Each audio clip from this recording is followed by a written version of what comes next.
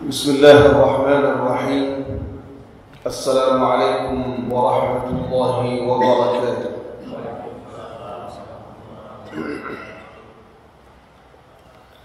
الحمد لله رب العالمين،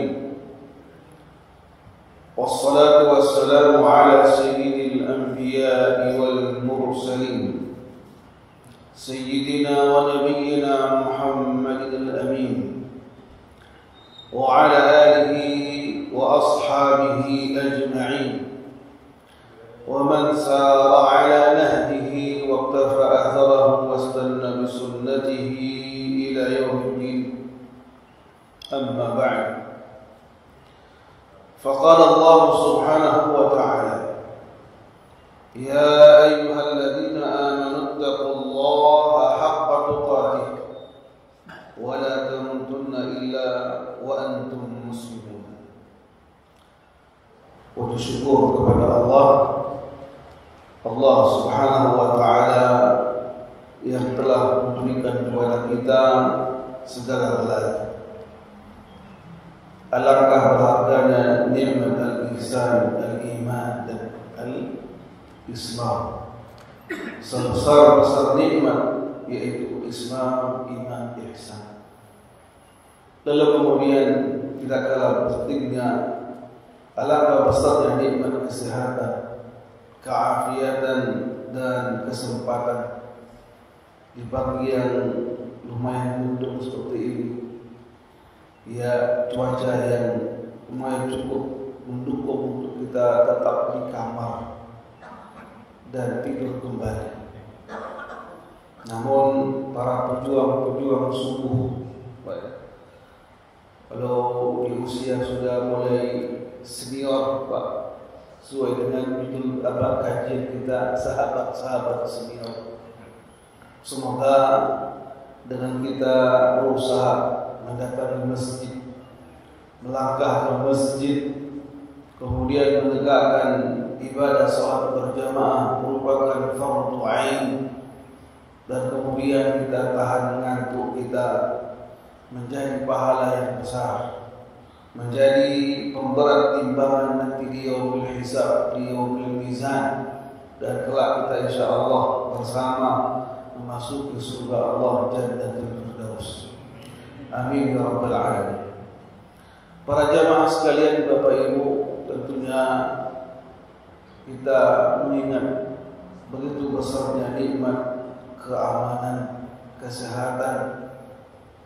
Sebagaimana kita mendengar berita yang sangat memilukan, Turki dan Suriah. Turki barangkali mungkin tidak seberapa besar derita mereka, walaupun begitu besar.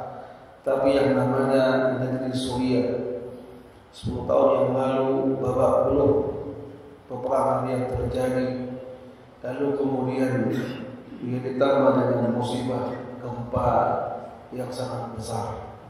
Artinya apa? Kita merasakan alangkah besarnya nikmat hidup di negeri NKRI.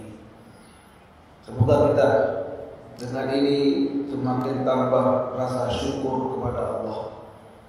Bukankah aman dan ada bahan pangan dan serta sehat badan? 3 nikmat tersebut, kata sama Rasul sallallahu alaihi wasallam, man asbaha minkum aminan fi sirbihi. Siapa orang setiap paginya dia merasa aman di lingkungannya. Lalu pertama kata Rasul ialah aminan, rasa aman. Rasa apa? Aman. Apa yang kedua kata sahabat Rasul? Dia sehat badannya. Yang ketiga, wa 'indahu qutu yaumih.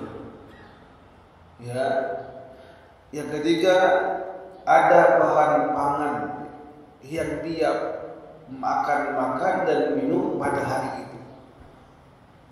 Orang yang mendapat 3 nikmat ini, yang pertama tadi apa? Rasa aman, sehat apa? Badan. Yang ketiga, ada bahan pangan yang untuk hari ini. Adapun kita lihat saldo ATM kita, harta kita. 3 nikmat yang Nabi sabdakan tadi ialah seolah-olah dia telah meraih nikmat sepenuh bumi. Bayangkan. Nah, dari itu mari kita hadirkan rasa syukur ini. Kita pergunakanlah kesehatan kita, harta kita, bahkan panca indera kita untuk menggapai ketaatan, mengerjakan amal-amal yang saleh. Semoga dengan itu kita termasuk hamba-hamba Allah yang pandai bersyukur terhadap nikmatnya. Ketika kita bersyukur, insyaallah Allah akan tambah nikmat-nikmat tersebut. Amin ya rabbal alamin. Bapak Ibu sekalian, jemaah muslim yang terkasih, di pertemuan kita yang ketiga ini, dan mohon maaf pertemuan yang lalu tidak sempat karena harus mengantarkan anak di Jawa Tengah, Solo. Kita bertemu kembali, alhamdulillah, membicarakan atau membuka sedikit cerita tentang atau kisah tentang 2 atau sahabat yang terbaik nomor 2 setelah Abu Bakar Siddiq radhiyallahu anhu, yaitu Al-Faruq Abu Hafsin Umar ibn Khattab radhiyallahu anhu. Nasab beliau bertemu dengan nasabnya Rasulullah sallallahu alaihi wasallam di kakek yang nomor 8. Namanya Ali bin Ka'ab bin Lu'ay. Ali bin Ka'ab bin Lu'ay. Beliau lahir di kota Mekah. Tepatnya 40 tahun sebelum berhijrah. Kemudian beliau tumbuh di sebuah lingkungan Bani Adi yang terkenal dengan apa? Kemuliaan dan kepemimpinan. Karena bapak beliau Al-Khattab termasuk pembesar Quraisy. Kemudian beliau memang betul-betul dididik oleh bapaknya dengan kejujuran, amanah, dan berani menyampaikan yang hak. Saya ulangi, yang pertama ialah kejujuran, yang kedua amanah, yang ketiga berani menyampaikan yang hak. Ini sifat inilah atau 3 sifat inilah yang sangat menonjol dalam kepribadian sahabat Umar bin Khattab radhiyallahu anhu. Beliau juga termasuk orang yang terkenal cerdas, bahkan jenius, ditambah dengan kefasihan dalam berbicara. Kita ulangi. Beliau dikenal dengan apa? Kejeniusan, kecerdasan tingkat tinggi. Lalu kemudian ditopang dengan kefasihan dalam berbicara. Sehingga beliau dan Amr bin Hisham Al-Makhzumi, itulah Abu Jahal. Namanya Amr bin Hisham. Lalu digelar oleh orang-orang Quraisy Makkah Abul Hakam, orang atau bapak yang cerdas. Nah, karena beliau menyiksa kaum muslimin dengan tindakan-tindakan yang konyol, Abu Jahal, lalu dia dituduh atau digelari oleh kaum muslimin pada saat itu dengan Abu Jahal. Itu yang terkenal. Nah, Umar bin Khattab radhiyallahu anhu dan Abu Jahal kedua-duanya termasuk delegator atau orang-orang yang berangkat atau bertemu berbicara mewakili orang-orang Quraisy. Apa bahasanya? Dari utusan delegasi, maaf tadi keliru. Karena apa? Kecerdasan dan apa? Kefasihan dalam berbicara. Bahkan Umar bin Khattab radhiyallahu anhu ketika wafat bapaknya Al-Khattab, tidak ada yang menggantikan dari Bani Adi, suku Adi, ya sukunya Umar bin Khattab, menggantikan bapaknya sebagai anggota DPR MPR. Beliau yang maju di usia belum sampai 30 tahun, bayangkan. Sementara orang-orang yang hadir di gedung DPR tersebut hampir-hampir rata-rata di atas 55 tahun. Hanya Umar di usia yang muda. Karena apa? Kecerdasan dan kefasihan dalam berbicara. Sedangkan Umar bin Khattab dengan Abu Jahal ada kerabatnya dari ibu. Ibunya Umar bin Khattab merupakan kakaknya Abu Jahal. Paham teman-teman? Disitulah kebanggaan Abu Jahal terhadap ponakannya ini. Karena kecerdasan dan kefasihannya. Bahkan nanti, barangkali mungkin di pertemuan kedua sebelum Ramadan, kita ada pertemuan lagi insyaallah di Sya'ban. Ini kan Rajab ya, Sya'ban. Kita ada pertemuan kedua. Bagaimana ketika dakwah Nabi itu berkembang di kota Mekah, Umar bin Khattab orang yang termasuk memberikan usulan yang tidak langsung frontal, tidak langsung menutup kajian atau menggerebek ya markas dakwahnya Nabi kita, atau menyiksa orang-orang hamba sahaya pengikut Rasulullah Muhammad bin Abdullah. Apa kata Umar? Kalau kita orang yang berakal, gunakan akal dalam rangka untuk menghalangi dakwah Muhammad, bukan dengan cara culik, pukulin, disiksa pengikutnya, bukan begitu. Semua pembesar Quraisy mengatakan, kalau begitu bagaimana wahai Umar? Beliau katakan, bukankah Muhammad bin Abdullah sallallahu alaihi wasallam, dia dari mulai 8 tahun usia sampai usia menikah diasuh oleh siapa? Jemaah.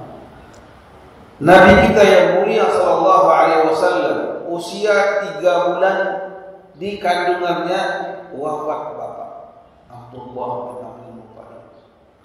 Lahir di usia baru lebih kurang 2 pekan, pindah ke Bani Sa'ad, diasuh oleh ibu susunya bernama Halimah As-Sa'diyah. Merupakan kebiasaan orang-orang Arab Mekah agar bayi tumbuh kuat, perkasa dan lurus bahasanya.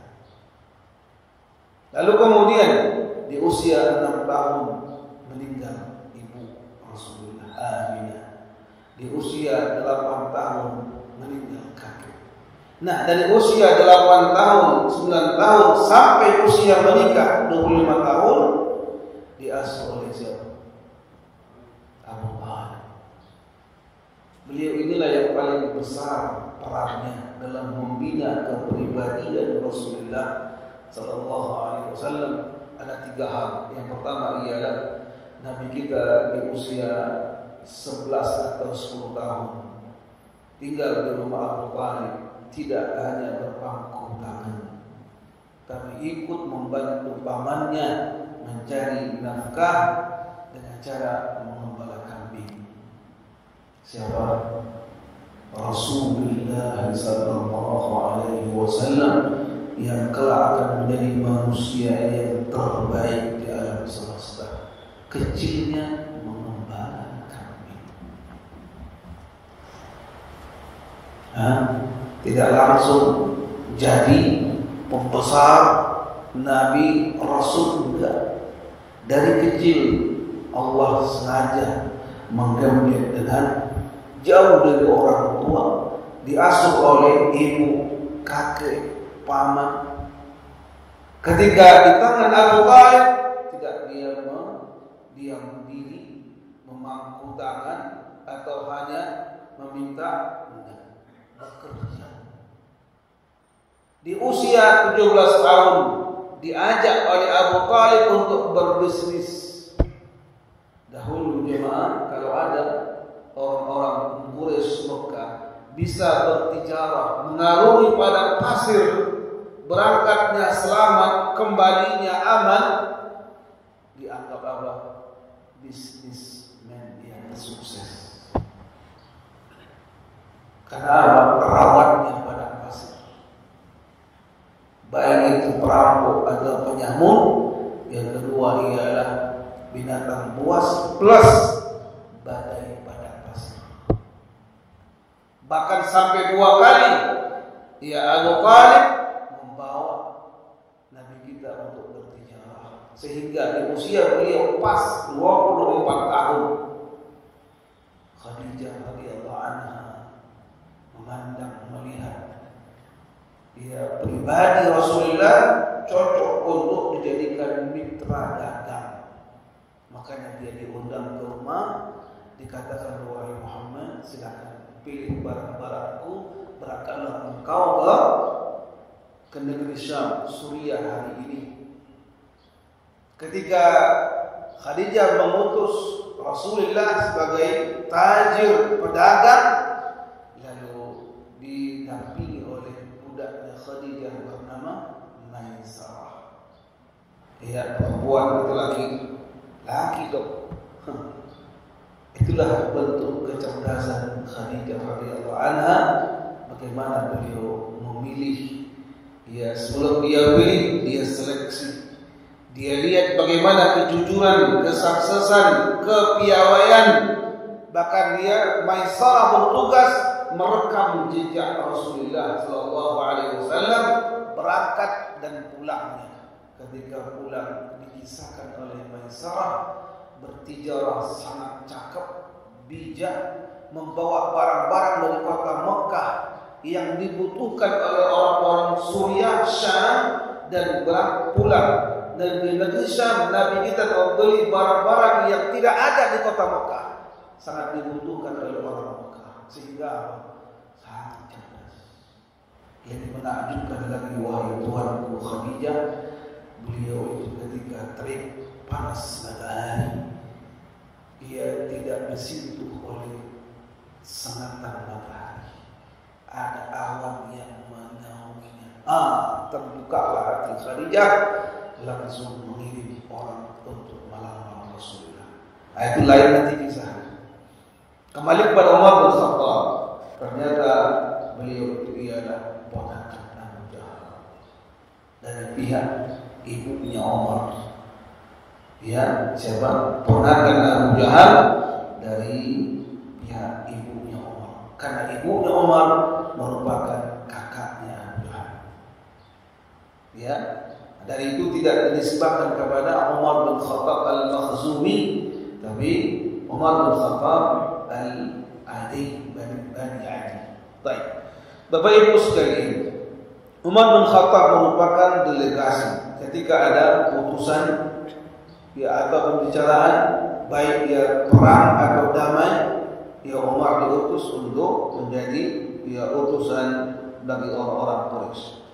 Kemudian beliau termasuk salah seorang 4 dari khalifah atau khulafa ar-rasyidin, dan beliau termasuk orang yang sangat dicintai oleh Rasulullah sallallahu alaihi wasallam, dan beliau termasuk orang yang sangat mencintai Nabi kita Muhammad sallallahu alaihi wasallam, dan beliau termasuk orang yang alim di antara para sahabat, bahkan orang yang zahid atau zuhud. Bapak Ibu sekalian, kisah beliau tatkala mendengar seruan Rasulullah sallallahu alaihi wasallam di kota Mekah, walaupun diam-diam. Artinya apa? Nabi kita mendakwah Islam ini, dia 3 tahun diam-diam. Memilih satu rumah, dia seorang sahabat beliau bernama Al-Arqam bin Abil Arqam. 3 tahun ini reaksi orang-orang Quraisy Mekah tidak menonjol, tidak tampak karena diam-diam. Dari hasil dakwah diam-diam itulah 40 sahabat besar, 40 orang sahabat besar, ada yang merdeka, orang tua, hamba sahaya, dan wanita. Itulah cikal bakal yang para pembesar, pejuang, tokoh, ulama dari kalangan para sahabat nanti. Umar bin Khattab radhiyallahu anhu belum masuk Islam. Kenapa? Karena beliau hidup bersama pembesar Quraisy. Bahkan beliau menjadi apa?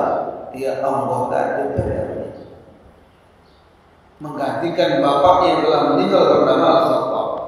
Bapak Ibu sekalian, ketika dakwah Nabi terang-terangan pada tahun keempat kenabian, mulailah bagaimana reaksi keras orang-orang Quraisy Mekah terhadap dakwah Nabi Muhammad sallallahu alaihi wasallam. Tahun keempat, tahun kelima, tahun keenam, 3 tahun Umar bin Khattab menyaksikan bagaimana kerasnya ungkapan atau caci makian dari pembesar tokoh Quraisy. Bahkan begitu kasarnya Abu Jahal mengatakan untuk di stop dakwah Rasulullah, bahkan disiksa pengikut, khususnya di kalangan hamba sahaya. Masih ingat Bilal bin Rabah disiksa habis-habisan oleh tuannya Umayyah bin Khalaf. Bahkan nanti Abu Jahal menyiksa hamba sahayanya 3 orang, satu keluarga. Yang pertama Yasir dan istrinya Sumayyah bintu Khayyar. Kedua-dua pasangan suami istri punya anak bernama Ammar. Jamaah Abu sekalian, terbayangkah kita seorang bernama Bilal bin Rabah, Allah ciptakan berkulit hitam, hidup sebatang kara berstatus hamba sahaya, lalu dibeli oleh Umayyah bin Khalaf. Tatkala dia mendengar dan mengetahui bahwasanya budaknya telah beriman kepada Rasulullah, mengikuti agama al-Islam, orang nomor 2 yang sangat keras menyiksa Bilal bin Rabah, Abu Jahal, orang yang paling keras.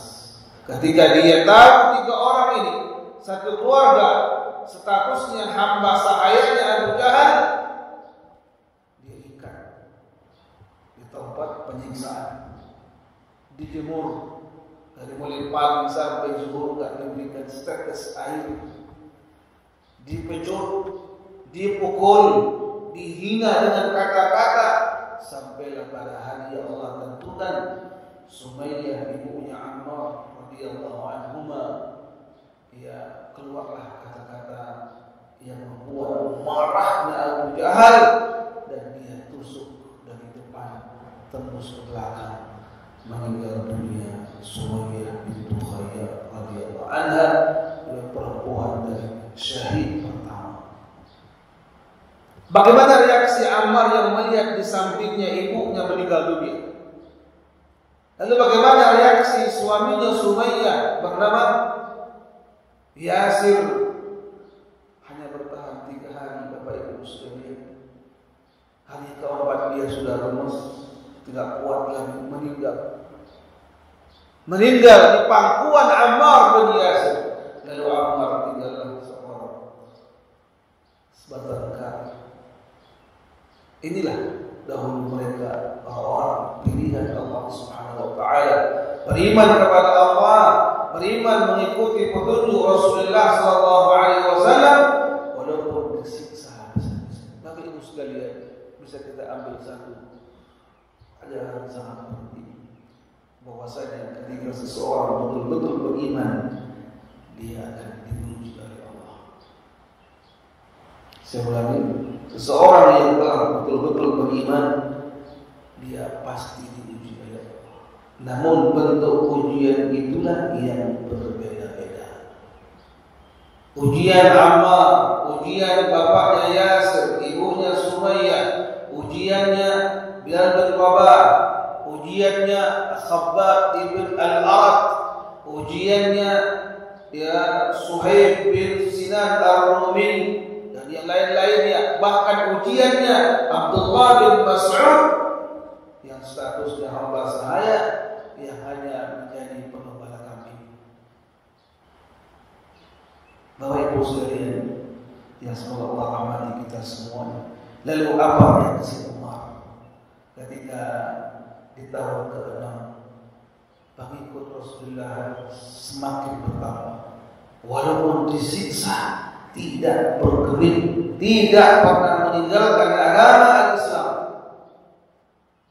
rela mati. Iya, 2 orang telah tewas, Sumayyah dan suaminya Yasir, tidak pernah bergeming. Muncullah ide-idenya orang-orang Quraisy Mekah yang ekstrim, ingin menghabisi Rasulullah dan menyiksa hamba saya. Umar bin Khattab inilah yang termasuk orang yang mengkantornya. Apa kata beliau? Coba datangi Abu Thalib, pamannya, bujuk Abu Thalib agar Abu Thalib bicara baik-baik kepada ponakannya apa yang kalian inginkan. 3 hal itulah. Pertama, diajak mediasi damai. Yang kedua, sedikit ancaman. Yang ketiga, memang betul ancaman. Jika engkau tidak mau menyetop dakwah ponakanmu, wahai Abu Thalib, jangan salahkan kami nanti jika tertumpah darah.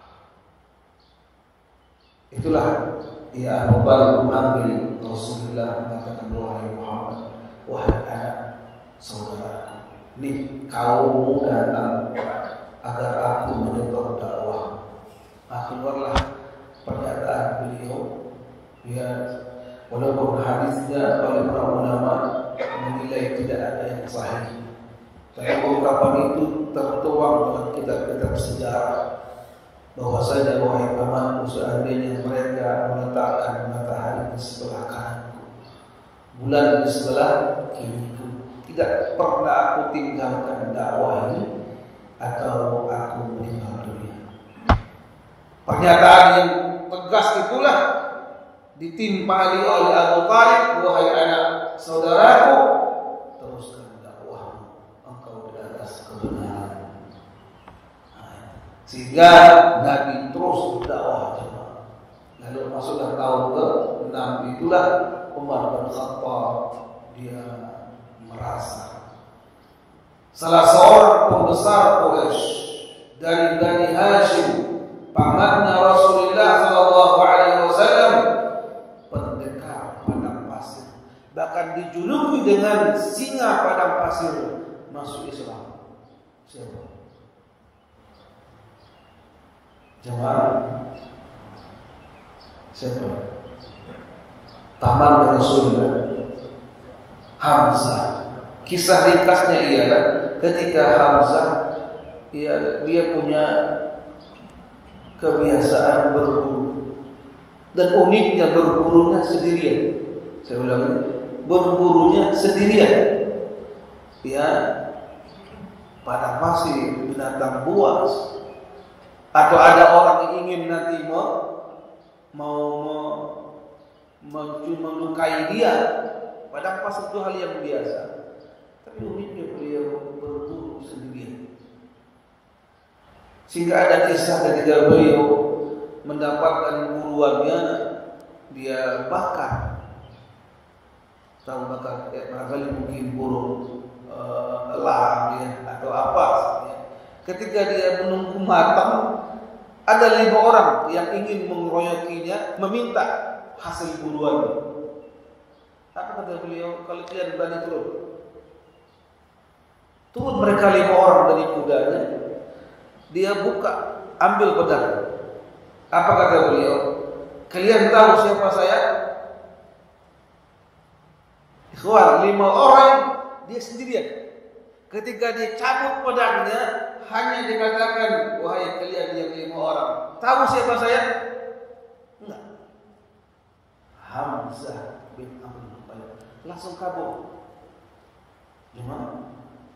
Langsung kabur. Karena apa? Tidak ada yang bisa menghalangi. Ya apalagi untuk berduel, enggak ada yang mampu. Nah, ketika itulah beliau ini pernah dikisahkan Hamzah bertemu dengan singa atau harimau, bergulat jamaah dan bisa dia bunuh, lalu dia kulitnya dia pakai. Dari kejauhan menjelang maghrib dia pulang. Orang mengatakan siapa? Hamzah. Dia bisa membunuh singa atau harimau dan dia pakai kulit. Sehingga juga dengan asap dia singa padang pasir. Kisah beliau Islam ini ialah ketika pulang dari berburuan, pas ketika masuk gerbang kota Makkah, tidak jauh dia disambat oleh seorang wanita. Wanita ini sempat tadi menyaksikan di siang hari bagaimana Abu Jahal mencaci Rasulullah sekeras dan sehebat-hebatnya. Dan dikatakan, ya Aba Umayyah, inilah beliau Hamzah, tolong dia bela ponakanmu. Kenapa? Tadi Abu Jahal mencaci Muhammad dengan sekerasnya, seburu-buru caci. Itulah yang dia datangi.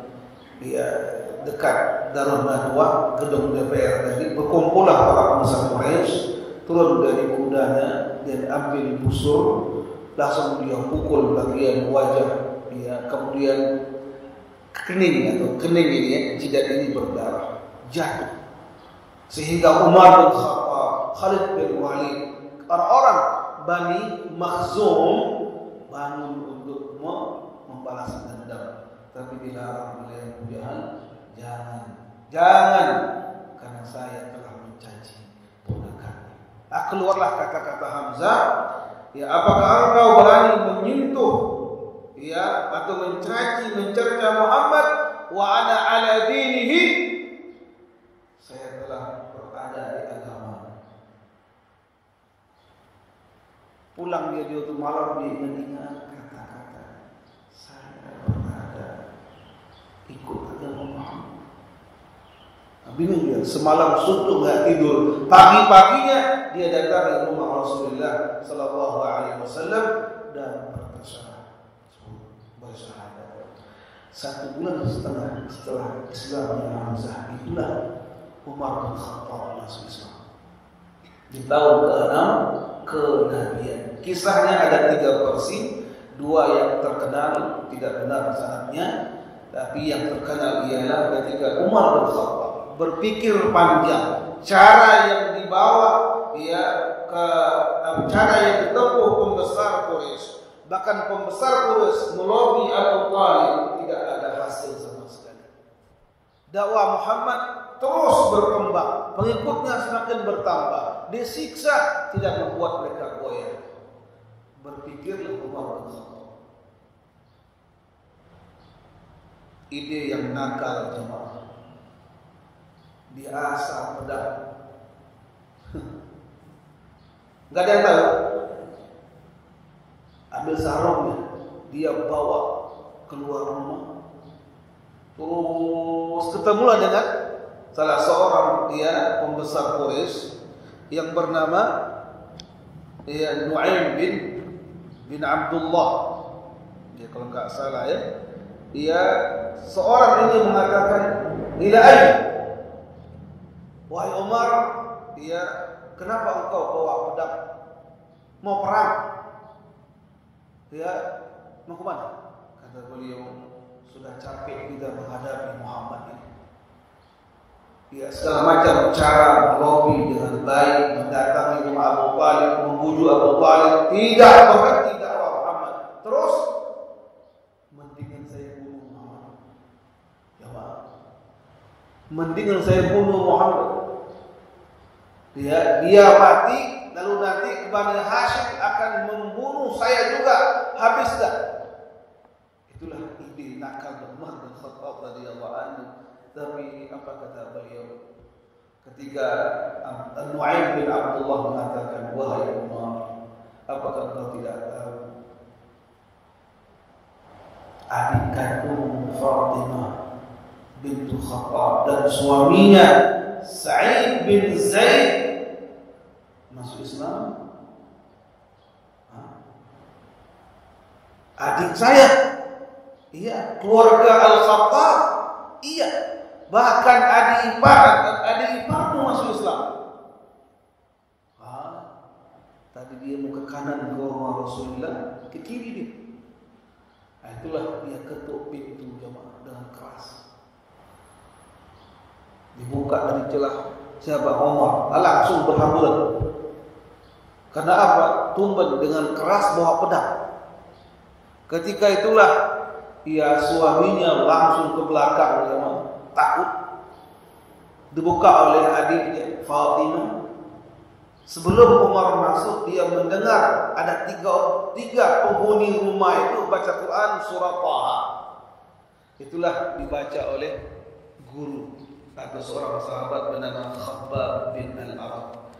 Disembunyikanlah oleh adiknya Umar Fatimah di dekat sofa, kursi. Kata Umar, apa tadi yang saya dengar? Enggak ada. Enggak, jangan bohong, enggak ada. Dia lihat di sudut itu ada lembaran mushaf dibaca oleh Umar. Ketika mau dia baca, apa kata beliau? Apa ini? Sebelum dia baca jemaah, saking marahnya Umar bin Khattab kepada adiknya, dia tampar berdarah. Adik iparnya dia dorong jatuh. Jemaah, apa ini? Mau dikasih enggak? Engkau masih najis, masih kotor dengan kesyirikan. Mandi dulu, mandi. Ketika dia baca jemaah surah Taha, ma anzalna 'alaikal Qur'ana litashqa, tanzilat, terus dia baca, bergetar jiwa. Taha, siapa Taha itu? Lalu ma anzalna 'alaikal Qur'ana litashqa, tidak pernah kami turunkan kepada engkau wahai Muhammad, kata Allah, Al-Quran ini membuat engkau celaka. Terus dia baca, bergetar jiwanya, dan subhanallah ya jemaah, kecerdasan otak Umar bin Khattab radhiyallahu anhu membuat beliau terduduk. Ketika itulah adiknya perempuan yang masih berdarah bibirnya dan dia usap mengatakan, wahai kakak, ini suami saya, kami telah beriman kepada Rasulullah dan kami telah mengucapkan syahadatu an la ilaha illallah wa anna Muhammadar Rasulullah. Umar pun tertunduk. Kekasarannya, kebengisannya, ambisinya untuk menghabisi Rasulullah SAW berkurang. Karena apa? Orang yang ingin dia bunuh diikuti oleh kerabatnya sendiri. Dari dialog ini jamaah, keluarlah dari belakang Khabbab bin Al-Arad, guru dari dua orang tadi. Kata beliau, wahai Umar, engkau berbahagia. Ada apa engkau wahai Khabbab? Sungguh kemarin saya mendengar Rasulullah SAW berdoa dengan doanya mengatakan, ya Allah, muliakan al-Islam dengan salah seorang dari dua orang. Yang mana engkau pilih, silakan wahai Allah. Artinya apa? Islam ini mohon wahai Allah muliakan dengan Islamnya Abu Jahal atau Umar bin Khattab. Ternyata Allah memilih siapa? Jemaah siapa? Umar bin Khattab. Lalu kata beliau, wahai adikku, wahai menantu adik iparku, tunjukkan di mana Rasul berada. Coba dia datangi, ternyata dia ketuk pintu keras. Dibuka oleh takut langsung Umar bin Khattab mengusung pedangnya. Apa kata Hamzah yang baru masuk Islam? Buka pintu. Apa maunya? Berantem. Gua imbangnya. Ini singa sama singa. Kadang enggak ada singa, kita kambing habis. Ya. Ketika masuk itulah ditarik kuat oleh Hamzah. Dia pegang langsung di hadapan Rasulullah. Apa kata Nabi? Wahai Hamzah, lepasin. Nabi yang bangun juga Nabi pegang kerah bajunya. Wahai Umar, Islamlah engkau. Langsung dia katakan, asyhadu an la ilaha illallah wa annaka Rasulullah. Semua di rumah itu bertakbir. Suara takbirnya didengar oleh orang Quraisy Mekah. Bapak Ibu sekalian, pembesar yang satu ini masuk Islam membuat geger. Tahu kita jemaah, ketika dia masuk Islam, orang yang pertama didatangi siapa? Memberitahukan saya Islam nih, saya Muslim nih. Siapa? Orang siapa? Rumah siapa yang pertama didatangi Umar bin Khattab? Kebayang nggak? Paman dia. Ada apa Umar? Alim, engkau sudah tahu. Apaan? Umar Islam. Enggak. Islam. Apa kata beliau? Celaka engkau wahai Umar. Dan dia banting pintu di dalam. Sudah. Yang kedua, dia bertemu sama orang spesialis yang penyampai berita. Apa nama kalau bahasa kita? Orang yang paling cepat menyampaikan berita. Barangkali mungkin ya Pak kurir barangkali kan.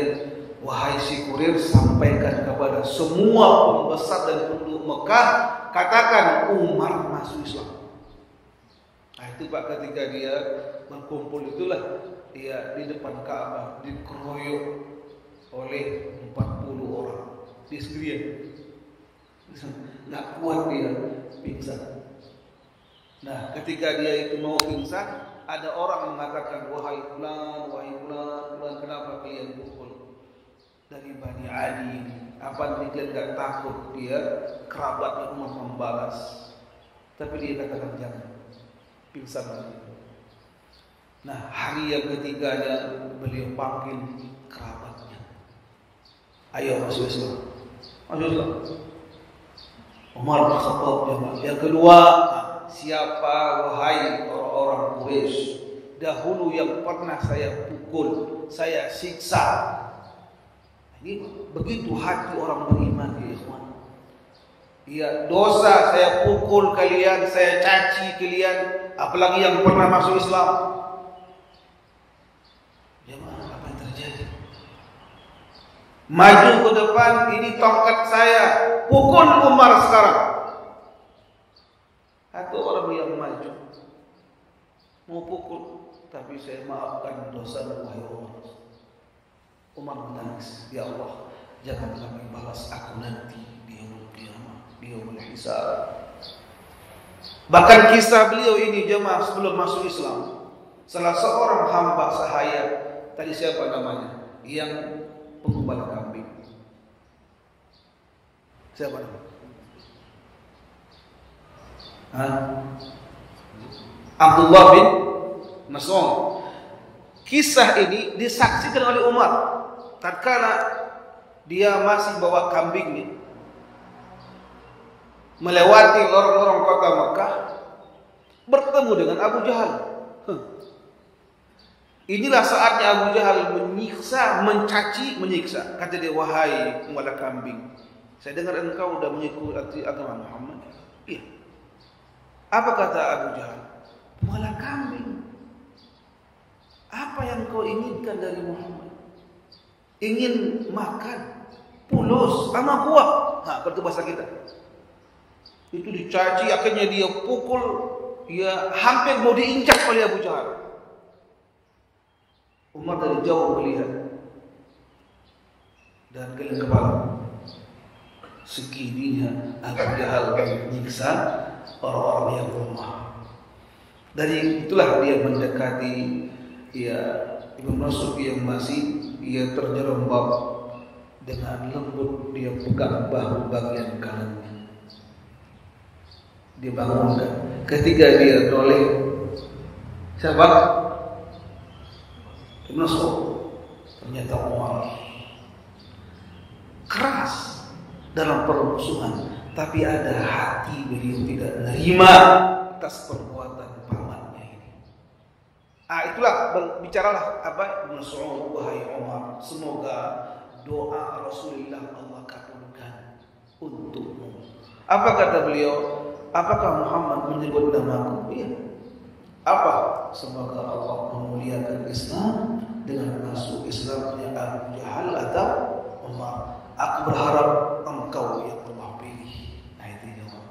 Sehingga ke depan harinya bagaimana kedekatan Ibnu Mas'ud yang bersyukur terhadap pembelaannya dari Abu Jahal. Bapak Ibu sekalian, ringkas daripada kajian kita pagi hari ini ialah Umar bin Khattab radhiyallahu anhu ketika di kota Mekah sebelum hijrah tersebut, orang yang paling semangat berdakwah, orang yang dia caci, orang-orang yang pernah dia pukul, dan selama lebih kurang 6 tahun dakwah Nabi dia berlalu, dia merasa terlambat.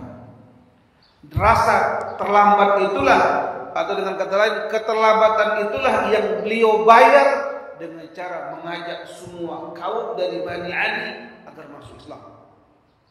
Dan beliau bebas berdakwah di kota Mekah, tidak ada yang bisa menghalanginya. Karena apa? Keberanian.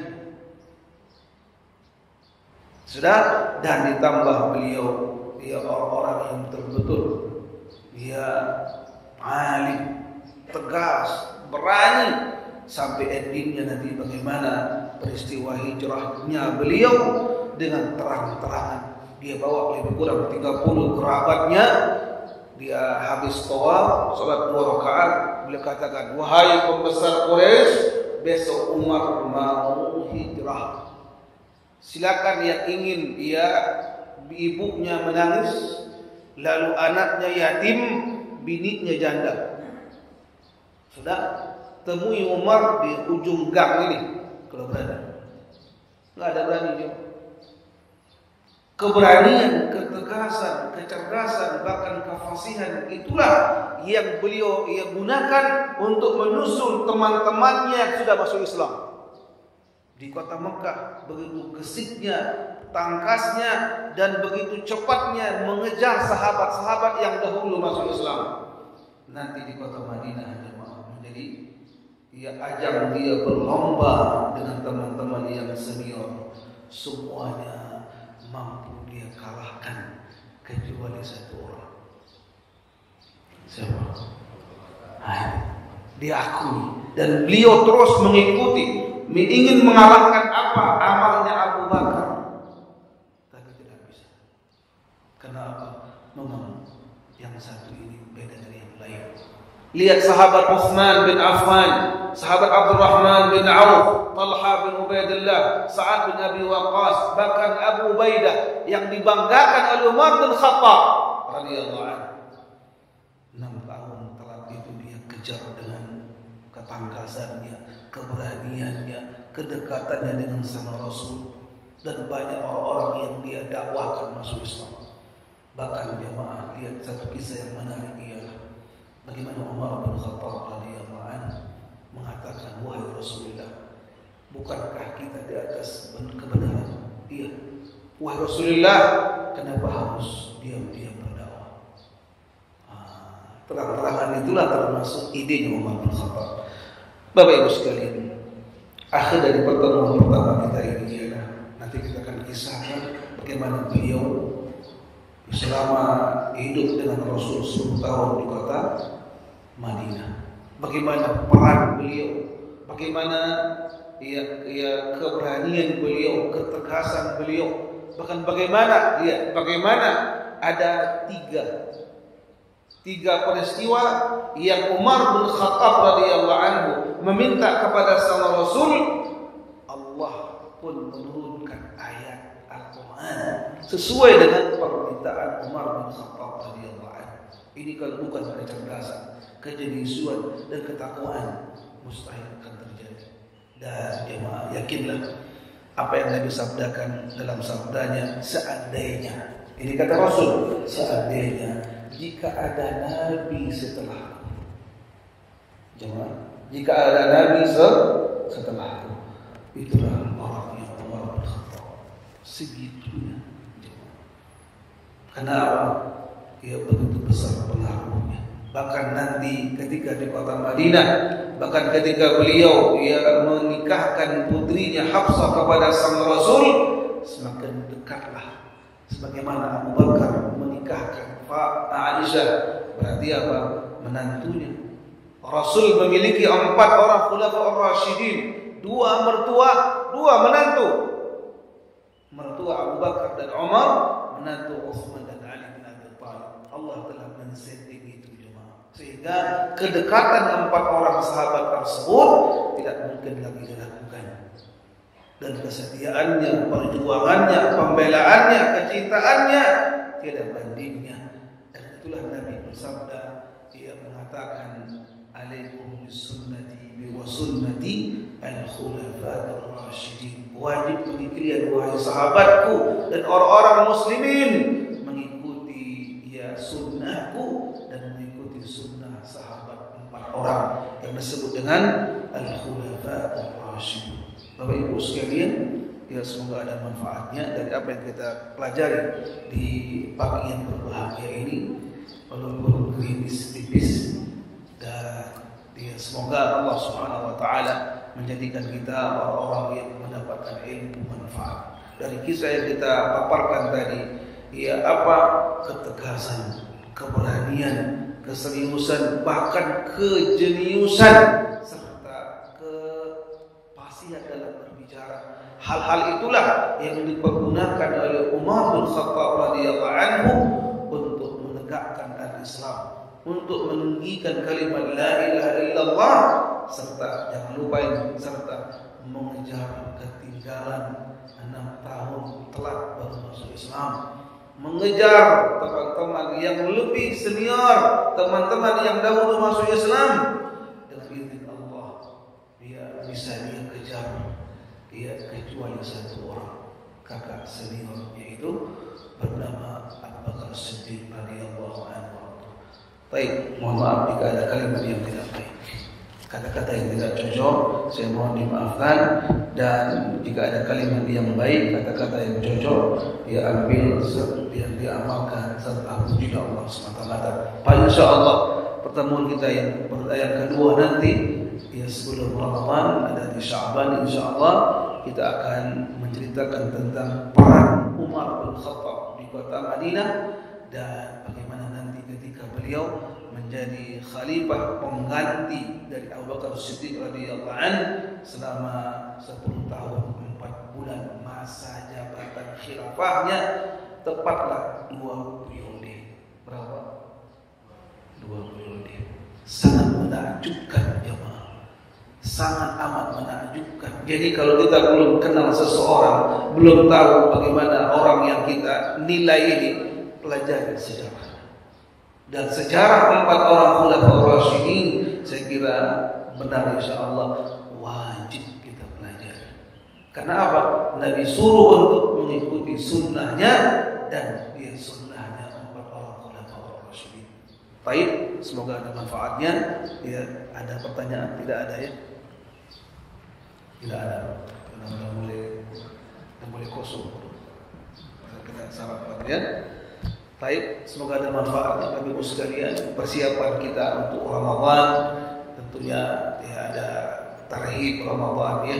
Persiapkan juga ibu-ibu yang masih ada hutang puasa ya diqadha segera, jangan sampai menjelang Ramadan kita pun tergopoh-gopoh sehingga tidak kuat untuk sahur qadha. Semoga ada manfaatnya. Kita bertemu di lain waktu dalam rangka mengisahkan daur atau perang Umar di kota Mekah, Madinah, dan masa jabatan beliau 2 periode. Apa karya, apa yang telah beliau perbuat, tentunya sangat menarik kita dengarkan insyaallah. Barakallahu fikum jami'an wa jazakumullahu khairan jazaa. Subhanakallahumma wa bihamdika asyhadu an la ilaha illa anta astaghfiruka wa atubu ilaik. Wassalamu alaikum warahmatullahi wabarakatuh.